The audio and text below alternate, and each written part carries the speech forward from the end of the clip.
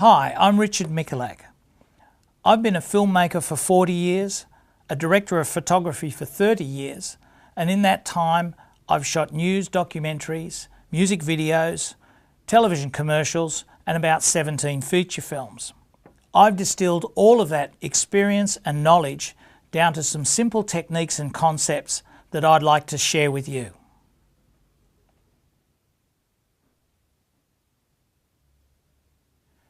Many of you may ask, why can't I leave the camera on automatic? Well, the answer is that to tell a complex story or an interesting story, you need to be able to understand and know how to use all of the camera's functions, because each of those functions will help give your story its unique flavour.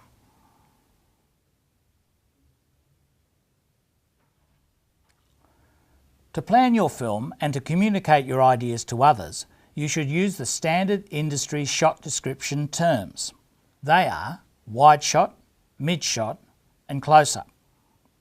A wide shot is what it sounds like. It's a wide shot of all the action. Early films were like watching a play on the stage. They were often shot in just one wide shot. But filmmakers soon realised that they could add a lot more interest by moving the camera closer. A mid shot is a shot from the waist up. A close-up is a shot of their head and shoulders or a closer shot of their face. A close-up can also refer to a close shot of a piece of action.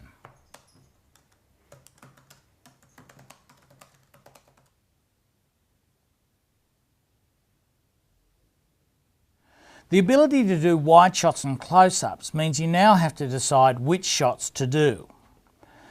Think of the scene and decide what information you need to convey. If the actor's showing a lot of emotion, then you probably need to do a close-up. But if he has to be seen doing something, well, then you probably have to do a wider shot.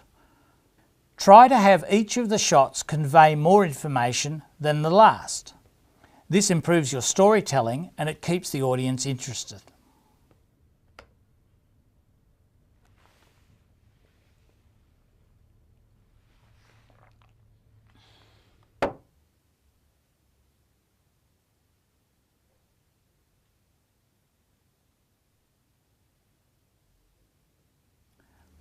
It's a great idea to make a storyboard before you make your film.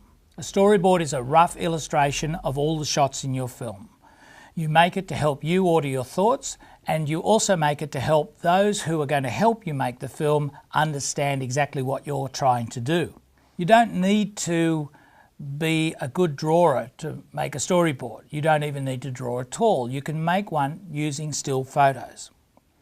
You can get your friends, who are not necessarily the actors, and you can put them in situations that are similar to the set or the situation you're going to film in. It doesn't have to be the same situation. You can photograph them doing things that are roughly the same as you're wanting to put into the storyboard, and then you can take them all and put them into a program called Celtex. And Celtex is a free program you can download that has a storyboard function in it.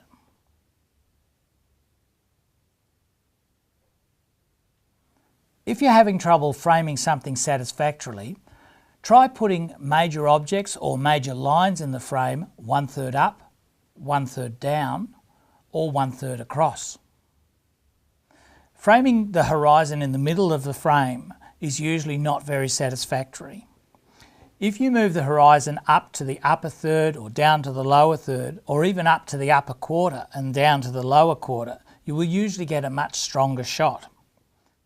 Here we have our actor back in the same set. I've placed him on the right third of frame because I find that more comfortable. He's looking from right to left, and there's a general concept called looking room. And looking room says that when a person is looking, you should give them some room to look through. The opposite of that is putting them in the middle of the frame. A lot of people would originally line this shot up there with the camera in the middle of the frame. It's not so comfortable because the eye doesn't like to see things in the middle of the frame. And as you'll see when I pan back, it's just the whole thing is composed much more comfortably and nicely with the actor on the right-hand third, and a bit of space where he's looking. Eccentric framing is unconventional framing. In conventional framing, whichever way a person is looking, you give them looking room. Here we have our actor on the right of frame. He's looking to the left, and that's why we have more space on the left of frame. He's placed about a third of the way along the frame, giving him plenty of room. Unconventional framing would be to put our actor hard up to the left side of the frame with no looking room.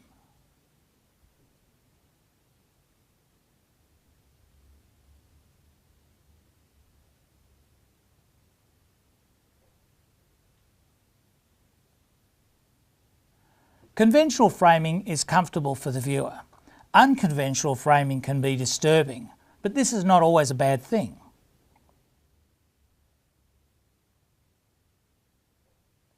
How you point your camera can tell a story differently. A high angle can make someone look weak. A low angle can make someone look dominant. An angle level with someone's face will tend to look more normal.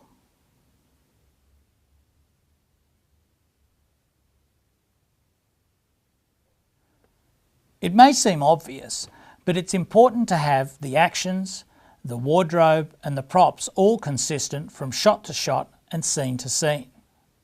In this example, our actor has a glass of water in his right hand in the wide shot, but in the close-up, he's picked it up with his left. This can easily jar an audience out of your story. Another example is if our actor leaves the frame in one set of clothes but appears in the next frame in a different set of clothes, it suggests that this is another day. If it's not supposed to be another day, it jars the audience. Because films are shot nearly always out of order, this can be a very easy mistake to make.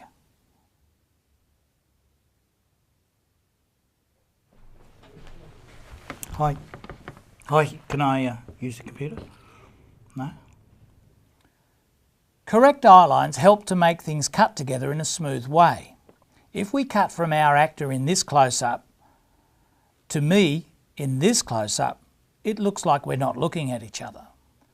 To work out the correct direction of someone's eye line, imagine there's a line between the two people in the wide shot. You can then put the camera anywhere on the same side of the line that the camera is on in the wide shot. But if you do a shot from the other side of the line, you will end up with shots that look like people are not looking in the right directions. To avoid confusion, the direction of someone's eye line should always be described from the camera's point of view. Here's the wide shot. Our actor should be looking right to left in the close-up because he's looking right to left in the wide shot. And I should be looking left to right in the close-up because I'm looking left to right in the wide shot. This may all seem unbelievably obvious, but it's often not when you're in the middle of making a film.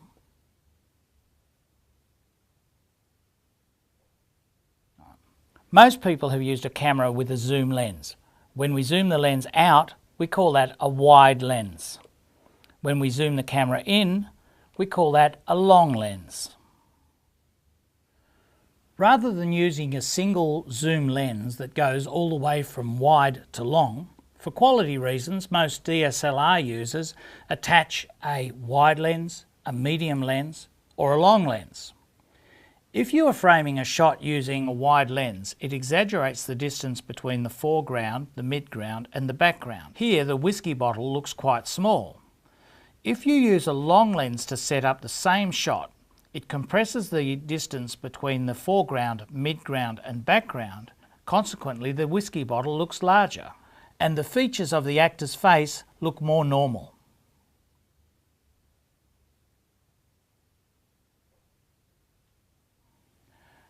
As you see from the examples, the choice of lenses is not always obvious. You can use a wide lens to do a close-up, and you can also use a long lens to do a wide shot. It's a good idea to experiment with this.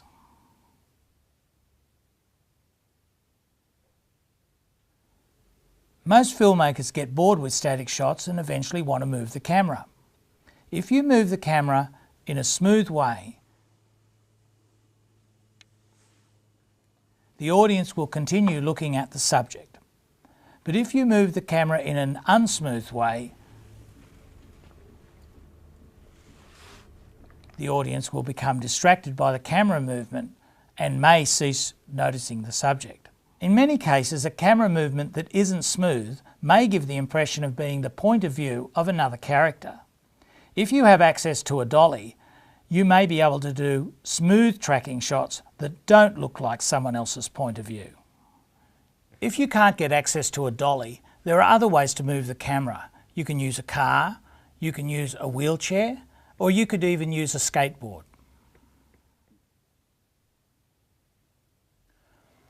A zoom is a two-dimensional move-in on the subject, but a tracking shot actually moves the camera closer to the subject and therefore you get changes in perspective.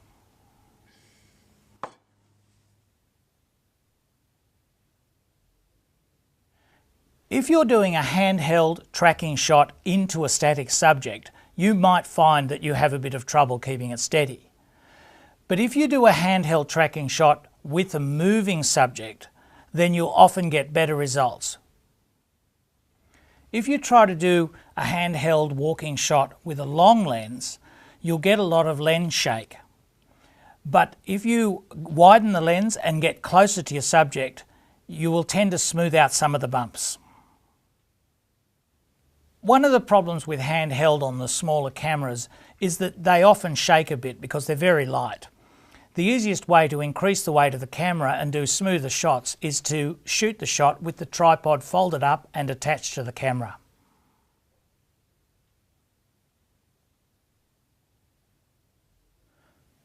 Autofocus is a function that automatically focuses your camera.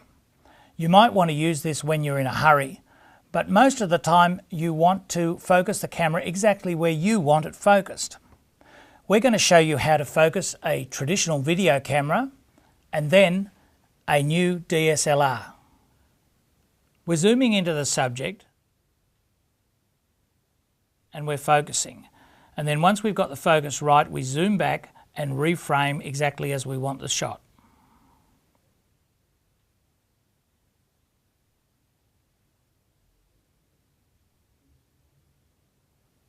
We're framing our shot correctly. We're moving the white box over the subject. We then hit the magnification button and then focus exactly, and then hit it again to go back to the original frame.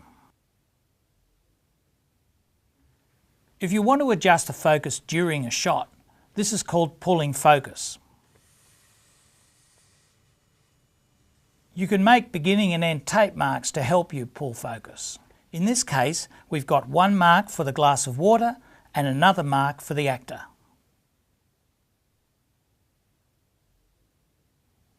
If you want to practice pulling focus, a good way is to put your camera on its longest lens and go by the side of the road and practice focusing on cars as they go by.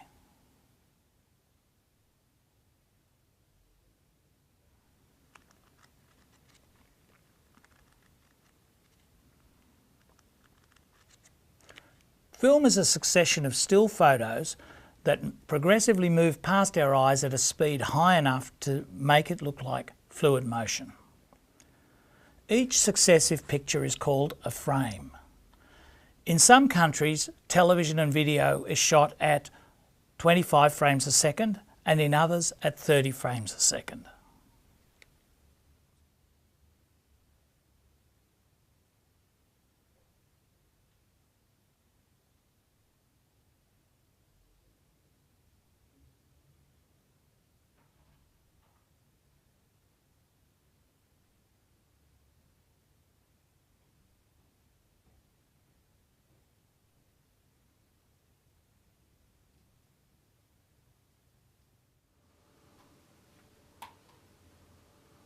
To understand slow motion, you just have to think about the playback speed. As I said, in some countries the playback speed is 30 frames per second and in others it's 25. If you're in a country that does 30 frames per second and you shoot at 30 frames per second, you will get normal motion. If you shoot at 60 frames per second, it will still play back at 30 frames per second, and that means what you will see is slow motion because the film or the video will take twice as long to play back. Images shot at 25 or 30 frames a second can be slowed down in the edit, but the result is never as good as if you shot at slow motion in the first place.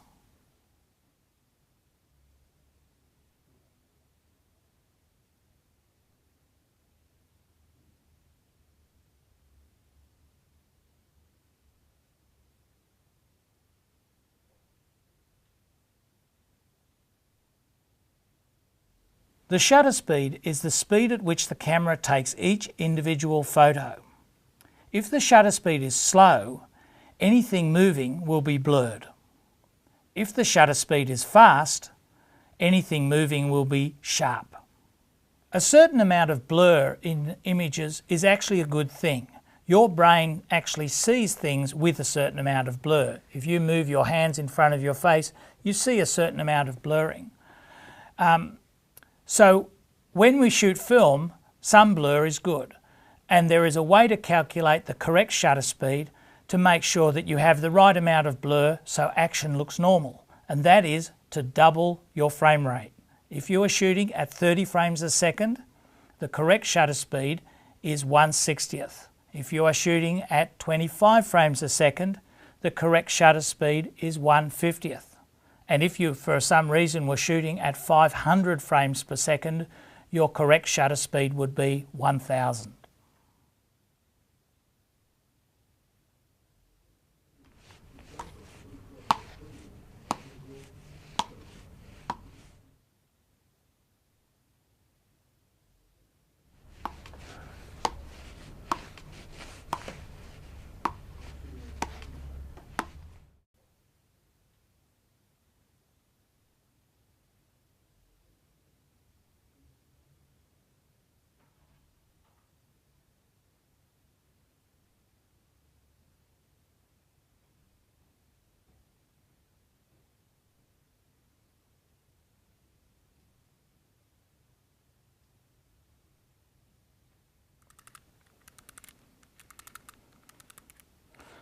I've got this thing here, and this little hole is opening and closing.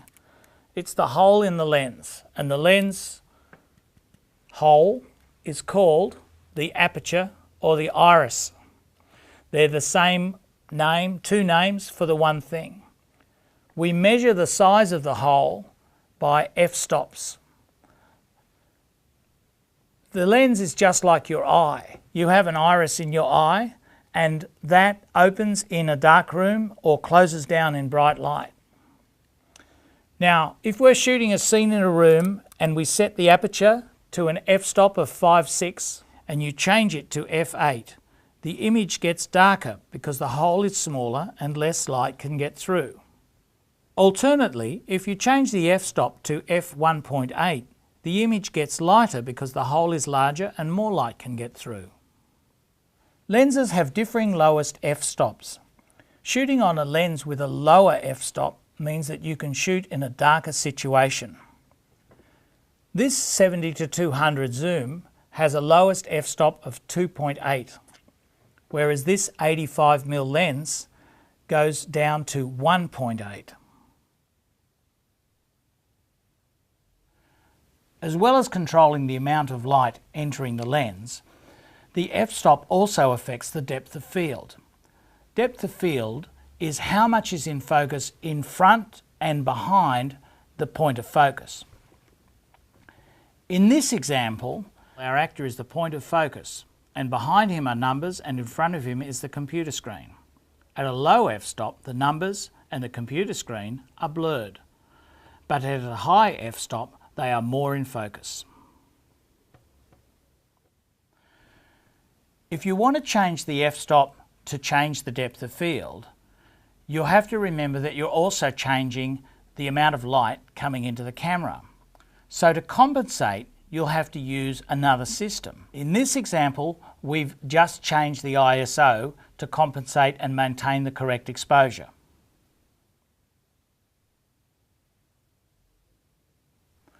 The sensitivity of a camera governs how well it will see in low light. You can increase the sensitivity, but you will also increase the amount of grain in the image.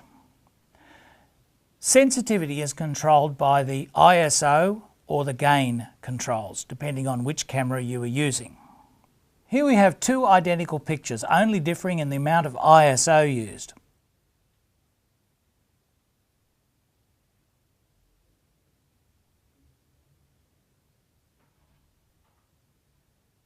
With DSLRs, ISOs below 1600 are considered good quality. If you have to use an ISO above 1600, it's probably because you're going to run out of light anyway and not get the shot. So go ahead and shoot it and hope for the best.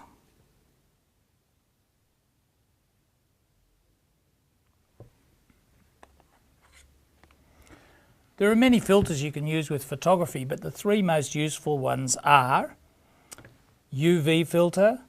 This is basically a clear glass filter that has a little bit of treatment on it to help cut out ultraviolet light. It protects your lens.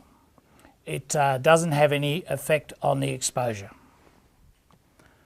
The next filter is a neutral density filter. It's basically grey, as you can see against my skin, and it doesn't change the colour, it just knocks down the amount of light that's there.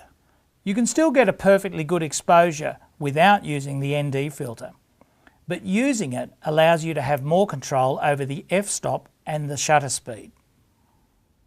Here we have our actor in a park with some buildings behind.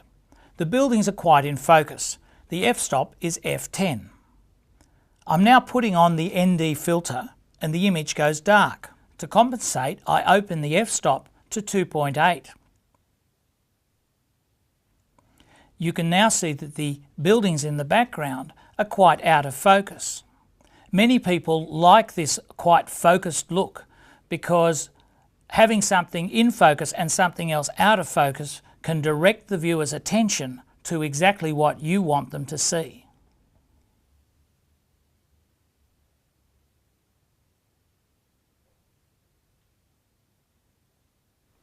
The last filter is the polarizer. A polarizer is just like a set of Polaroid sunglasses. It'll cut the glare generally. It will enhance white clouds against a blue sky by making the blue sky look darker, and it will also help you see colour in water where there's a lot of reflection on it as it cuts the reflection. You can see with the polarizer on, the glare on the water is cut and the watercolour comes through more clearly.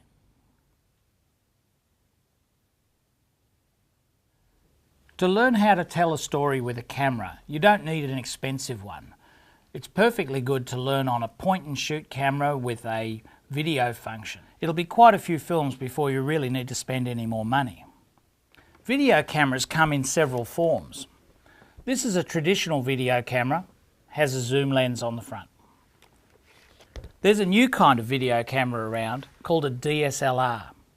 A DSLR is a high-quality stills camera that also shoots video.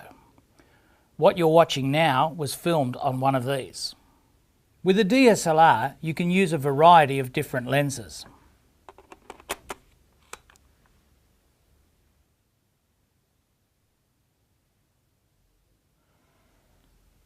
When you're buying a lens, you have to ask yourself, what does it see, how well does it see it, and how much light it needs to see it.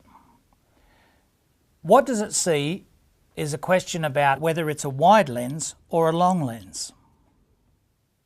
Then there's a question of image quality. Will it give you a nice, clear, sharp picture? It could be the difference between looking through a sheet of glass or a plastic bag.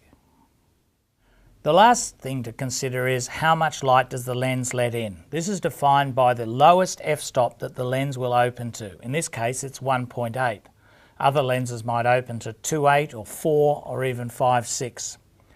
It's always better if the lens opens as wide as possible. So a 2.8 lens is going to give you better control in low light than a 4, and a 4 is still better than a 5.6.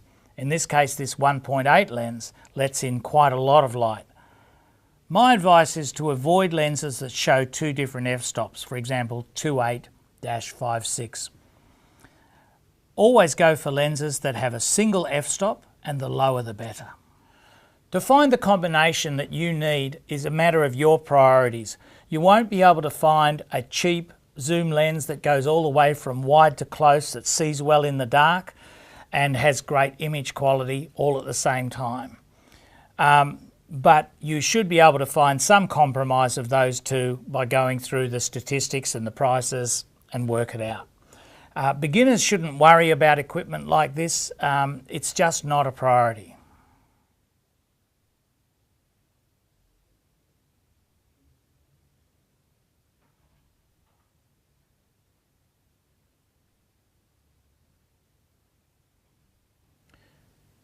There are different methods to do a white balance on a traditional video camera or a DSLR. With this camera, you tell the camera what is white by doing a white balance on a white sheet of paper. When you do the white balance in the light that you're filming in, the camera is aiming to reproduce the colours accurately.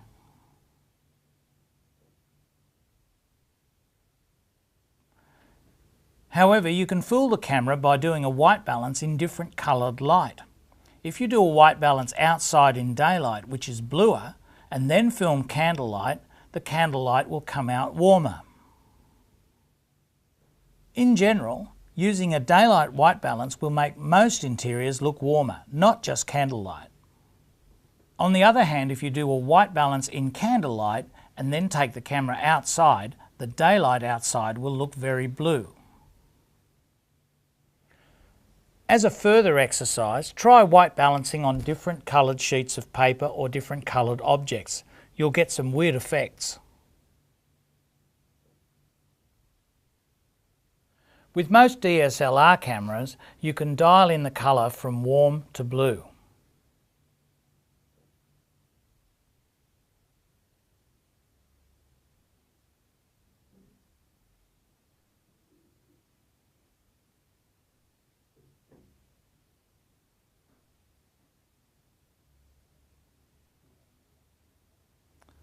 The number that you set it on depends entirely on your choice based on your needs for your film.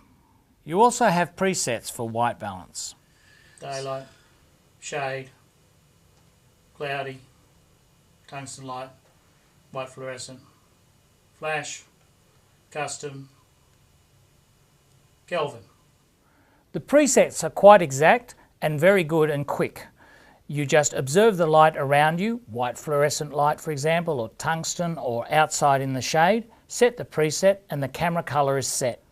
For pinpoint accuracy, white balance shift can be used in conjunction with the other white balance controls. White balance shift, and here, and you move it with the toggle. You've got green, blue, magenta and red. If your scene is too red, you move the dot away from red. If your scene is too blue, you move it away from blue.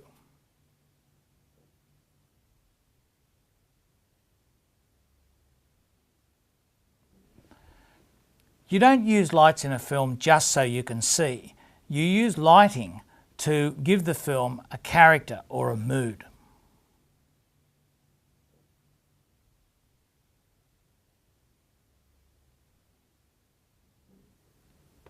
Three-point lighting is a means to describe how you light something. It's not a rule on how you must light.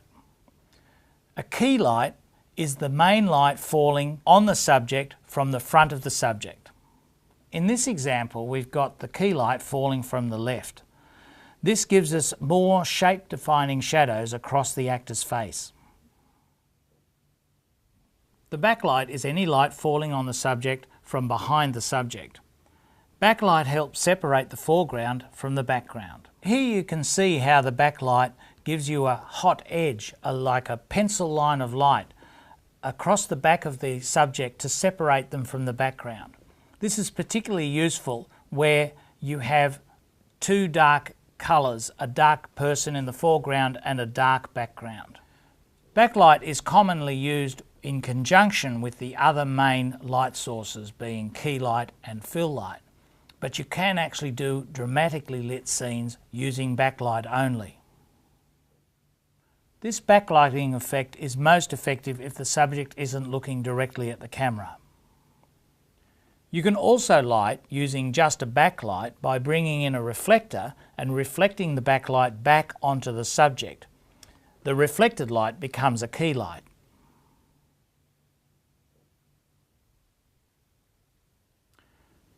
Fill light is a light that falls on the front of the subject and illuminates the shadows. Here the reflector is providing the fill light. It's bouncing the light from the key onto the subject. High contrast means a large difference between the key light and the shadows. Low contrast means a small difference between the key light and the shadows. When I bring the reflector closer, the contrast is low. When I move the reflector away, the contrast increases. High contrast and low contrast are neither good nor bad. They each serve to enhance your film, and you have to decide how you're going to use them. Also, with three-point lighting, remember that you'd never have to use all of the elements. You can use key or fill or key and fill or key and backlight or backlight and fill.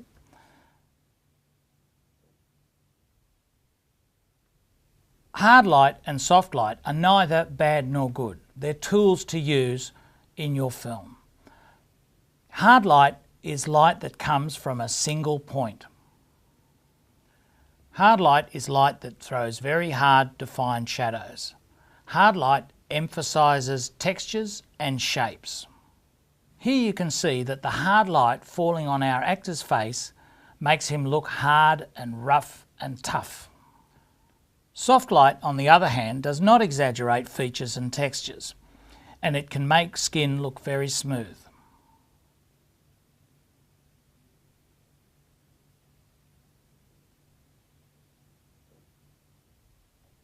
The hard light and the soft light that we use in this example is the same light source. It's a work light from a hardware store, and it's quite cheap. The difference is that when we make it into a soft light, we take tracing paper and place that between the light and the subject. Soft lighting doesn't mean weak lighting, it means light that is coming from a large area. What we've effectively done is turn the tracing paper into one large light, and therefore light is coming from all angles. That means that there are no shadows and the light falling on the subject is very soft. Ideally, from the subject side of the light, you shouldn't be able to see through the tracing paper where the lights are. It should just be a large, smooth vision of light. When you use a light softening tracing paper, try to get the paper as close to the subject as possible and as far away from the light as possible. This will give you the softest result. Another way to get a good result is to use 2 layers of tracing paper with about an inch of air gap between them. The tracing paper is dressmaker's tracing paper, and it can be bought cheaply from a fabric store. If you're in a situation where it's not easy to light through the tracing paper, maybe you're in a tight space, you can always try bouncing light off the wall, even if the wall's the wrong colour, because you can take the tracing paper, stick it on the wall, and then bounce the light off that. Just remember that the lights are hot, and so whether you're lighting through the paper or on the wall, you don't want to burn the paper and you don't want to damage the wall.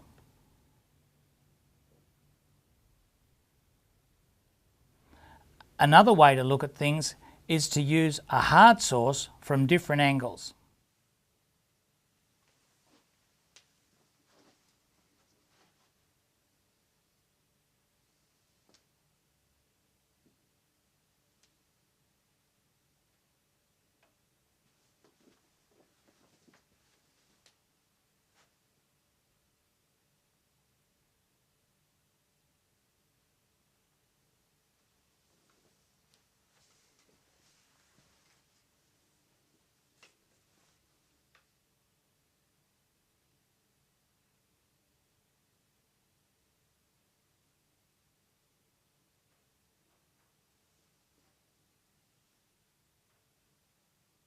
Moving the light around your subject is a good way to experiment, and this is something you should play with extensively.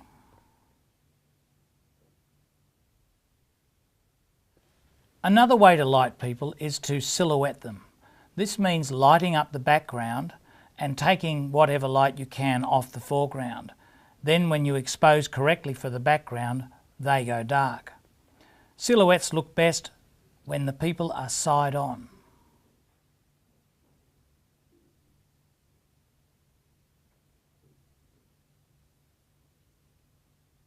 People and objects in your frame will always look better against a non-distracting background.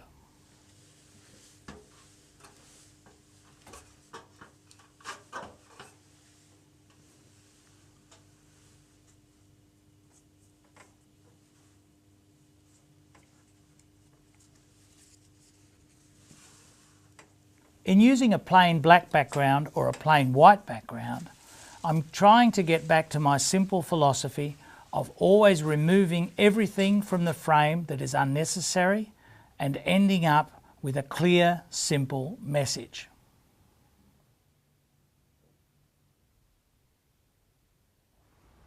If you're filming outside and want to control the lighting, you can't control the movement of the sun across the sky, but you can usually control where the person is in relation to the sun. If you film someone outside with front sunlight falling on their face, you'll get quite strong shadows and fairly strong contrast and quite a hard look. If you film them with the light behind them, you will usually get a softer look and lower contrast, and you'll also get the sun giving them a halo around their back.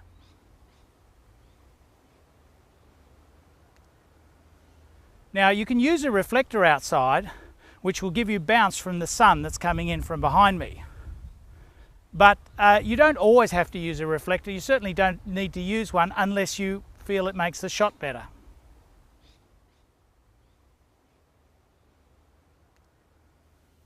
When you're composing a shot, remember that you have control over the foreground and the background. Conventionally, people compose with the foreground and then the background is sort of what happens.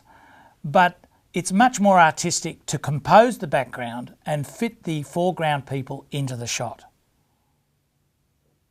Your decision might be influenced by whether the scene might benefit from a background of a hot sky or a soft green out of focus background or a long windy road. All of these things can enhance your storytelling.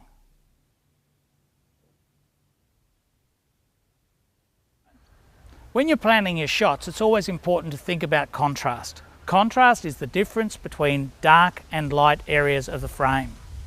In this case, I'm in shadow, most of my face is in shadow with a little bit of sun, and the background is being hit by sun and it's very bright. You will often have trouble getting a correct exposure on both the shadowed foreground and the very bright background. If you expose for the background, you'll see that I go quite dark on my shadowed areas. You still see something in the sunlit areas, but the rest of me is quite dark.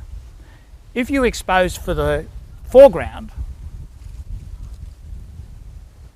I'm correctly exposed, but the sun areas are quite light and the background that's white with sunlight on it is blazing away. Now, in certain circumstances, that might be a good thing. But it's important to think about these things as you plan where you're going to shoot and what's going to be in your frame. Here I am against a similar white background, but in this case we're both in the same light and therefore we both expose for the camera pretty well. Another option you should never forget is that you could always try using a different background and get a different look. Thanks for being a part of this. It's a good idea to go over each section and experiment with the concepts and techniques one at a time. Anyway, thanks again and see you soon.